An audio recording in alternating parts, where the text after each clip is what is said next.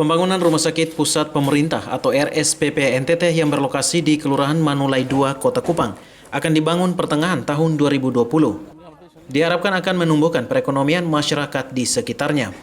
Salah satunya adalah dengan memperkerjakan ratusan tenaga kerja. Dengan dibukanya kesempatan bagi warga yang terkena dampak penertiban lahan oleh pemerintah Provinsi NTT beberapa waktu lalu. Kepala Badan Pengelolaan Aset Daerah Provinsi Nusa Tenggara Timur, Seth Sony Libing, saat ditemui di ruang kerjanya mengatakan, rumah sakit tersebut akan memperkerjakan ratusan tenaga kerja baik di bidang medis maupun tenaga cleaning service. Tetapi juga dalam proses pembangunannya akan melibatkan masyarakat sekitar.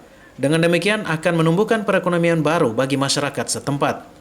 Seth Libing mengatakan warga yang terkena dampak dari penertiban lahan akan diperkerjakan di rumah sakit tersebut. Selain itu, Pemprov juga akan membuka lapangan usaha kecil mikro bagi warga yang terkena penertiban lokasi oleh Pemprov NTT. Seth menjelaskan sehari setelah penertiban aset, Pemprov NTT telah membuka akses jalan baru ke lokasi yang telah disiapkan bagi 30 warga yang rumahnya digusur saat penertiban. Lokasi tersebut tidak jauh dari lokasi penertiban. Kami hari ini, saya bersama staf akan membuka jalan menuju ke kapling-kapling yang kami siapkan. 30 kapling yang kami telah siapkan itu, karena akses jalan ke sana belum ada, maka hari ini saya bersama staf saya untuk melakukan pembukaan jalan itu. Dan staf saya sudah hubungi Eksa, doser, dan segala macam untuk membuka jalan. Kemudian saya juga akan melakukan rapat koordinasi dengan tim terpadu. Rencana besok kami akan turun untuk bertemu dengan keluarga yang ada di sana di Manulai 2 untuk kami bicarakan soal penertiban lebih lanjut. Jika semua ini berjalan dengan lancar, maka tahun ini juga kita bisa memulai untuk membangun rumah sakit pusat di Manulai 2. Nah, rumah sakit pusat itu adalah rumah sakit yang seluruhnya dibiayai oleh pemerintah pusat. Pemerintah pusat hanya meminta pemerintah daerah untuk menyediakan lahan. Dan lahan inilah yang saat ini kita meminta pengertian baik dari masyarakat kita, 30 kakak untuk membongkar sendiri. Dan fakta di lapangan kita dapat melihat bahwa masyarakat mereka sendiri sudah membongkar semua.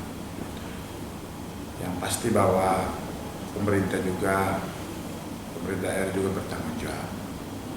Salah satu bentuk pertanggungjawaban adalah menyediakan kapling bagi mereka seluas 15 kali 20 300 meter persegi di area barat tanah pemerintah. Nah, tadi saya katakan bahwa ini peluang emas, itu harus kita raih. Tapi juga ada banyak ikutan kalau rumah sakit itu jadi. Kalau rumah sakit itu jadi, maka adalah tersedia lapangan kerja bagi anak-anak kita yang sekolah perawat, yang sekolah bidan, yang sekolah gizi, dan juga lapangan kerja bagi anak-anak kita yang punya latar belakang pendidikan yang lain juga. Ya, bagian administrasi. Demikian juga ikutan-ikutan yang lain, yaitu pertumbuhan ekonomi. Nanti ayam kita, babi kita, kambing kita, beras kita, sayur-sayuran kita, ikan kita akan disuplai. Jadi supply chain sih dulu, karena orang makan, ribuan orang akan makan. Gitu. Demikian juga pasti saya meyakini bahwa 30 kakak yang tinggal dalam kompleks itu pasti mereka lah yang akan merasakan duluan.